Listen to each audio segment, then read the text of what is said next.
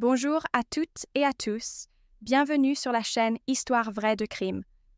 Aujourd'hui, je vous propose de découvrir une affaire qui a secoué la paisible et très huppée communauté de Scottsdale, en Arizona, le 17 août 2021. Son retentissement médiatique fut énorme, car elle a mis en lumière des pratiques inimaginables derrière l'image parfaitement lisse d'un couple philanthrope apparemment dévoué à la cause des enfants défavorisés. Je vous invite à aimer et à vous abonner à ma chaîne pour m'encourager à continuer de vous raconter ces histoires où la réalité dépasse parfois la fiction. Dans cette affaire, 2 enfants adoptés se retrouvent au cœur d'un cauchemar que personne, au premier abord, n'aurait pu soupçonner. Les victimes, de jeunes jumeaux prénommés Ethan et Emily, tous deux âgés de 10 ans, semblaient incarner l'espoir d'un avenir radieux. Issus d'un milieu modeste, ils avaient été confiés à un couple aisé et respecté, censé leur offrir sécurité et éducation exemplaire. Ce couple, formé par Marcus Linwood et son épouse Caroline Linwood, était perçu comme un modèle d'engagement social et de réussite. Marcus, investisseur immobilier à la réputation flatteuse, attirait la sympathie de ses voisins et collègues par ses généreuses actions caritatives et sa faconde irrésistible. Son allure de dandy, son athlétisme discret et ses costumes griffés fascinaient les médias, qui vantaient volontiers son sens aigu de l'investissement et sa passion pour la philanthropie. Caroline, de son côté, tenait le rôle de muse charismatique. Créatrice de mode reconnue dans certains cercles élitistes, elle se distinguait également par une forte présence sur les réseaux sociaux, où elle promouvait une image de bienveillance et de glamour luxueux. Son apparence soignée, sa silhouette élancée et son maintien plein d'élégance lui avaient permis de gagner de nombreux soutiens pour diverses causes humanitaires. Ensemble, Marcus et Caroline semblaient former un couple idéal, au point que les médias vantaient leur projet commun d'adoption, présenté comme un geste d'amour envers l'enfance en difficulté. Leur demeure, située dans la partie la plus cossue de Scottsdale, ne manquait pas d'impressionner. Avec une architecture contemporaine, des baies vitrées surdimensionnées et un jardin parfaitement entretenu, la maison renvoyait l'image d'une prospérité infaillible. Ses intérieurs éblouissaient par leur luxe ostentatoire et leurs objets d'art, soulignant le goût prononcé des propriétaires pour l'esthétique raffinée. On y voyait des salons vastes, des couloirs décorés de tableaux hors de prix, et un immense dressing pour Caroline, où se côtoyaient pièces haute couture et chaussures de créateurs. Au premier regard, rien ne laissait présager le sombre secret qui allait bientôt faire surface. Le drame a commencé à se révéler lorsque, un soir d'été, une voisine inquiète de ce quartier huppé a contacté les autorités, troublée par des cris inhabituels entendus à plusieurs reprises dans la somptueuse propriété des Linwood. Cette voisine, qui était réputée pour son attention portée à ce qui se passait dans son environnement immédiat, avait déjà eu quelques soupçons concernant l'atmosphère étrange régnant dans la maison. Au début, elle s'était imaginé qu'il ne s'agissait que d'une dispute conjugale passagère. Scottsdale ayant la réputation d'être une communauté paisible, la plupart des résidents ne voulaient pas déranger la police pour si peu, mais le sentiment grandissant d'inquiétude chez cette personne l'avait finalement poussé à signaler la situation. Les premiers agents arrivés sur place, répondant à l'appel, furent reçus poliment par Caroline, qui assura qu'il n'y avait aucun problème, et prétendit que les voix provenaient d'un téléviseur un peu trop fort dans la salle de projection. Confrontés à l'accueil courtois de la maîtresse de maison et à l'absence de tout signe de violence visible, les policiers étaient tentés de repartir aussitôt. Néanmoins, un officier plus méticuleux nota des incohérences dans le discours de Caroline et capta le regard craintif d'Ethan, qui passa brièvement dans le hall, comme un reflet fugace d'angoisse. Bien que les Linwood insistent pour prouver qu'ils n'avaient rien à cacher, ces éléments semèrent un doute suffisant pour que les autorités conservent l'information dans leur registre et suggèrent un entretien ultérieur avec les services compétents. Le lendemain, le même officier décida, en compagnie d'un coéquipier, de revenir en civil pour discuter plus longuement avec l'entourage proche des Linwood. Ils interrogèrent quelques employés de maison qui, sous le couvert de l'anonymat, laissèrent entendre que l'ambiance n'était pas toujours aussi sereine qu'elle pouvait paraître. Les enfants adoptés n'étaient alors presque jamais vus hors de la résidence, et Caroline interdisait tout personnel de s'approcher d'eux ou de leur adresser la parole sans autorisation expresse. Certains collaborateurs parlaient d'une insonorisation étrange dans certaines parties du sous-sol, et se rappelaient que Marcus insistait toujours pour que personne d'autre que lui n'y descende. Malgré ces témoignages voilés, aucune preuve concrète ne venait encore étayer l'hypothèse d'un traitement inhumain des enfants. Les enquêteurs, sans indice clair d'un crime, savaient qu'ils auraient du mal à obtenir un mandat de perquisition, d'autant que le prestige de la famille Linwood leur valait des appuis parmi les notables de la ville. C'est seulement quelques jours plus tard, lorsque de nouveaux cris furent signalés et que d'autres voisins appuyèrent conseiller les plaintes, que la police, renforcée par une équipe d'intervention rapide, se présenta plus tôt dans la soirée, décidée à effectuer une inspection détaillée du domicile.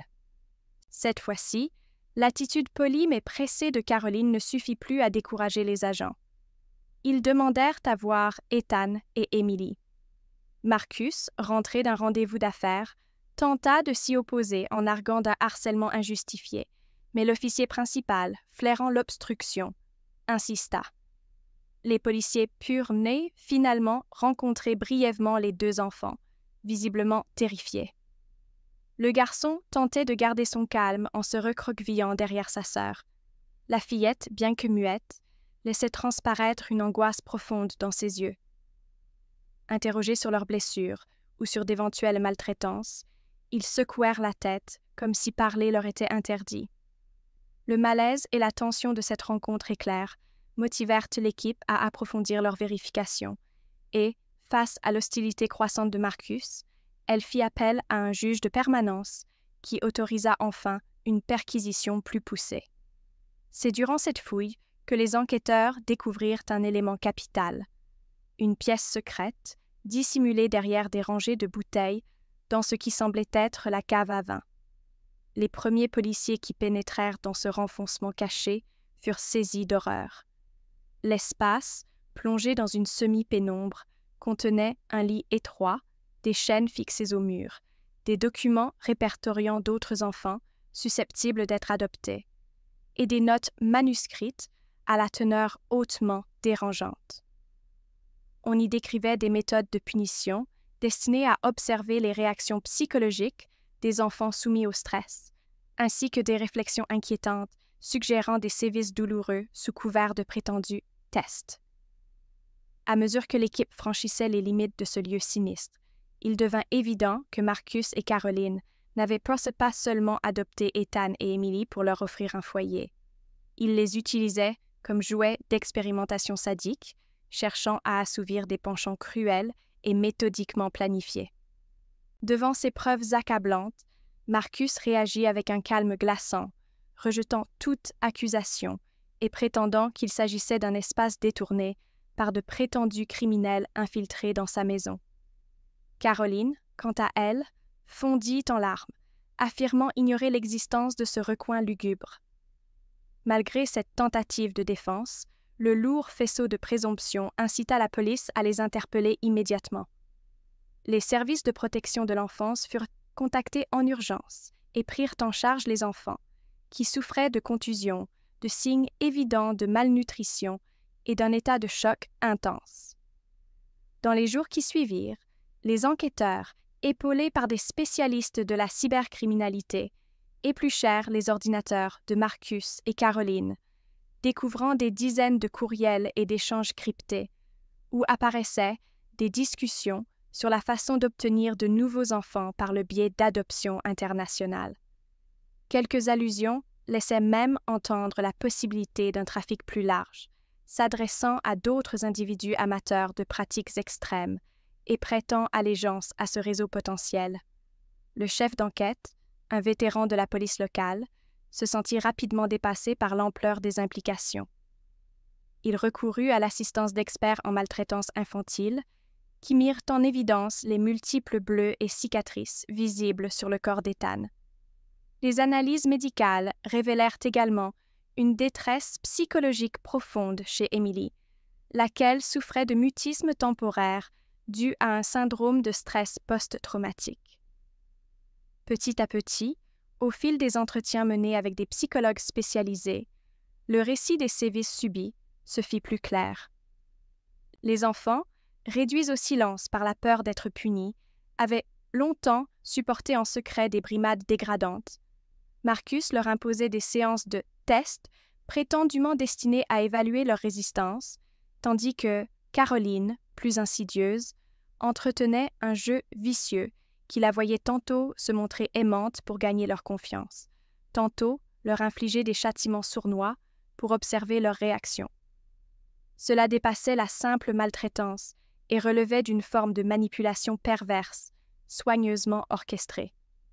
L'équipe d'experts se concentra alors sur l'examen de la documentation saisie dans la cave. Des schémas, des graphiques et des journaux intimes maintenaient un registre chronologique des expériences subies par Ethan et Emily, avec des notations cliniques presque scientifiques décrivant leur détresse et leur tentative de résister à la douleur. Au fil des pages, les enquêteurs comprirent que Marcus et Caroline s'intéressaient particulièrement à la psychologie de la peur et du conditionnement. Les rapports émanaient d'un esprit analytique et dénué d'empathie, cherchant à repousser toujours plus loin les limites de l'horreur. Le couple semble avoir ciblé ses enfants précisément en raison de leur profil. Issus d'une famille en grande précarité, ils n'avaient pas de proches susceptibles de revendiquer leur garde avec force ou de contester la procédure d'adoption. Les interrogatoires de Marcus et Caroline se révélèrent âpres. Marcus, s'appuyant sur son bagout et ses talents oratoires, nia tout en bloc, retournant les accusations contre des prétendus ennemis jaloux de sa réussite. Il assura que quelqu'un cherchait à lui nuire et prétendit que l'ensemble du matériel trouvé dans la cave avait été fabriqué de toutes pièces pour le compromettre. Caroline, dans un premier temps, se recroquevilla dans une position de victime, manipulée par un mari dominateur. Elle peignit le portrait d'une épouse contrainte d'obéir à un homme autoritaire et sournois, au risque de subir des violences. Pourtant, la découverte d'emails où elle échangeait avec Marcus sur des mesures disciplinaires bien particulières envers les enfants vint contredire son récit d'innocence absolue. Les détectives s'aperçurent qu'elle était loin d'être passive, notamment lorsqu'ils retrouvèrent des photographies prises avec son téléphone, immortalisant les punitions qu'elle imposait à Emily. Ces clichés indiscutables devinrent des preuves majeures dans l'enquête. Une autre révélation, tout aussi surprenante, advint quand Emily, prenant son courage à deux mains, finit par parler. Après plusieurs séances de soutien thérapeutique, elle expliqua que les jumeaux n'étaient pas réellement frères et sœurs. Contrairement aux documents officiels produits par Marcus et Caroline, ils ne partageaient aucun lien de sang. L'enquête démontra que des dossiers d'adoption avaient été falsifiés pour faciliter la prise en charge de 2 enfants à la fois et créer l'illusion d'un geste altruiste envers des fratries vulnérables. Ce subterfuge s'avéra capital pour comprendre la méthode employée par Marcus et Caroline. Il s'agissait de renforcer leur popularité médiatique en prenant en charge non pas un seul enfant, mais 2 adorables jumeaux, ce qui suscitait l'admiration générale et laissait moins de place à la méfiance. Lorsque le dossier fut jugé suffisamment solide, le procureur décida de porter l'affaire devant les tribunaux. Les audiences suscitèrent un émoi considérable parmi la population de Scottsdale. Les médias, d'abord intrigués par le statut de couple philanthrope des Linwoods, basculèrent bientôt dans une indignation générale. Le procès, qui s'ouvrit quelques mois après l'arrestation, mobilisa un imposant déploiement sécuritaire, tant la fascination morbide du public était grande. L'équipe de l'accusation, composée d'un procureur chevronné et de plusieurs adjoints, disposait de nombreux éléments concrets, la pièce cachée, les journaux intimes, les échanges électroniques, les témoins. Les avocats de la défense, conscients de la gravité des faits, cherchèrent à démontrer la prétendue influence coercitive de Marcus sur Caroline. Ils soutenaient que celle-ci n'était qu'un maillon fragile, victime d'un époux psychologiquement dominant et capable de manipulations redoutables. Le procès fut marqué par des témoignages poignants. Des psychologues décrivirent l'état de sidération et de peur des enfants, mettant en lumière des signes évidents de maltraitance systématique. Un enquêteur présenta une analyse médico-légale détaillée du matériel trouvé dans la cave, précisant l'existence d'appareils destinés à infliger des souffrances physiques contrôlées, tout en enregistrant la détresse des victimes. La stratégie défensive de Caroline s'affinait à mesure que l'audience avançait, l'un de ses avocats soutenant qu'elle avait été conditionnée par un homme manipulateur depuis de longues années, au point de ne plus discerner le bien du mal. Marcus, quant à lui, entendait rester sur sa ligne. Tout n'était qu'une vaste machination pour ruiner sa carrière et le faire tomber. Toutefois, l'accumulation de preuves, couplée au témoignage d'Émilie, désamorça de plus en plus ses arguments. Lorsque le verdict tomba, l'opinion publique se trouva partagée entre un profond soulagement de voir l'horreur sanctionnée et une forme de stupéfaction devant la différence de peine infligée au couple. Marcus, jugeant la gravité exceptionnelle de ses actes et sa position de leader incontestable dans cet enfer domestique, fut condamné à la réclusion à perpétuité sans possibilité de libération conditionnelle. Caroline, que l'on avait crue complice volontaire, reçut 10 ans d'emprisonnement après que le jury fut convaincu qu'elle agissait sous l'influence directe et la pression psychologique de son mari. Ce traitement différencié suscita des débats enflammés au sein de la société arizonienne, beaucoup estimant que Caroline méritait un châtiment équivalent. Mais la démonstration d'une forme de dépendance émotionnelle et la capacité de ses avocats à souligner ses failles psychologiques semblèrent jouer en sa faveur. Pour Ethan et Emily, le chemin de la reconstruction ne faisait que commencer. Aussitôt placés sous la protection de services spécialisés, ils reçurent un accompagnement thérapeutique intensif afin de surmonter les traumatismes subis. Des travailleurs sociaux s'employèrent à leur trouver un nouveau foyer, loin de tout ce qui pouvait rappeler leur calvaire.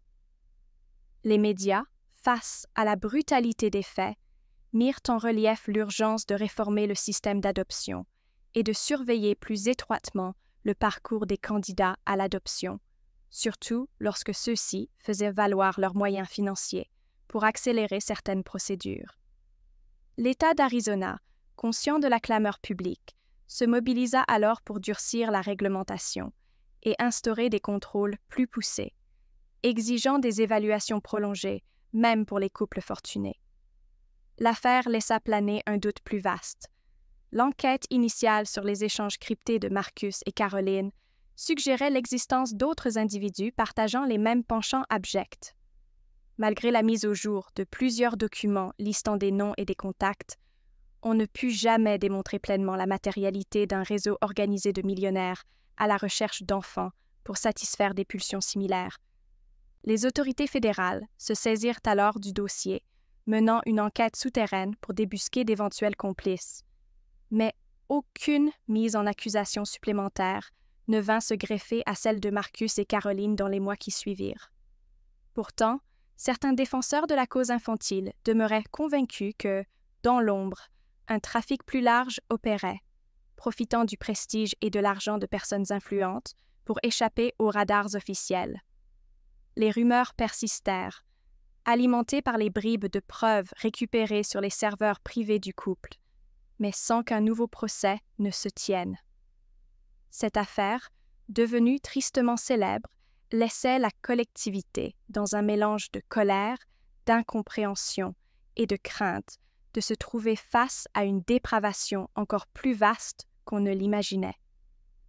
Aujourd'hui, lorsque l'on évoque cette histoire dans les rues de Scottsdale, on ressent toujours un frisson parcourir ceux qui en ont suivi les rebondissements. La demeure somptueuse des Linwood, vidée de ses propriétaires, reste un symbole glaçant des atrocités qui peuvent se dissimuler derrière une apparence irréprochable. On raconte que certains voisins ont déménagé, incapables de supporter le poids du souvenir de ces hurlements qui ont résonné, un soir d'été, entre les murs impeccables de cette cage dorée. Le nom de Marcus, associé à une générosité apparente, est désormais gravé dans les annales comme celui d'un prédateur, dissimulant ses crimes sous une élégance soignée. Caroline, si prompte à s'afficher sur les réseaux sociaux pour mettre en avant son sens de la mode, purge sa peine entre 4 murs, probablement hantée par la chute irrémédiable de son univers factice. Quant à Ethan et Emily, leur parcours d'adolescent sera marqué par la résilience et la volonté d'aller de l'avant. Après un temps passé en centre d'accueil spécialisé, ils ont été confiés à un foyer aimant, supervisé par des experts. Leur thérapie suit un cours difficile, mais porteur d'espoir. Ils essaient de reprendre confiance en eux, d'envisager un avenir où ils ne seront plus jamais traités comme des objets d'étude ou d'assouvissement. Une lueur d'espoir brille dans la façon dont la communauté a réagi à leur souffrance. Des fonds ont été levés pour soutenir leur parcours médical et psychologique, et un véritable mouvement civique a vu le jour, militant pour que de telles tragédies ne puissent plus se reproduire. Les frissons laissés par cette affaire ont renforcé la détermination de nombreux citoyens à veiller au bien-être des enfants adoptés, et même si la plaie reste vive, cette vigilance accrue constitue un maigre réconfort pour le passé trop lourd de ces 2 âmes brisées. Pour ma part, je reste bouleversée par cette histoire, et je ne peux m'empêcher de penser aux milliers d'enfants qui, chaque année, font confiance aux adultes pour leur offrir protection et amour. Je me dis qu'il est de notre devoir, à toutes et à tous, de ne jamais baisser la garde, parce que parfois, le danger surgit là où on s'y attend le moins. Et je garde en tête l'espoir qu'un jour, ceux qui perpétuent de tels actes, sous couvert de respectabilité, seront identifiés et mis hors d'état de nuire. Je vous remercie d'avoir suivi ce récit jusqu'au bout. Je suis touchée par votre présence et votre temps consacré à découvrir cette sombre affaire, car en parlant, nous gardons la mémoire des victimes vivantes et faisons en sorte que la vigilance demeure. Je vous invite maintenant à explorer d'autres vidéos que je propose, car j'ai beaucoup d'histoires vraies de crimes à partager pour continuer de vous sensibiliser et de vous informer. J'aimerais aussi vous montrer comment, parfois, la justice parvient à faire éclater la vérité envers et contre tout, et vous présenter des affaires où la ténacité des enquêteurs met fin à des cauchemars longtemps tus. J'espère que vous trouverez dans ces témoignages un appel à la prudence et à la solidarité. Prenez soin de vous et à très bientôt.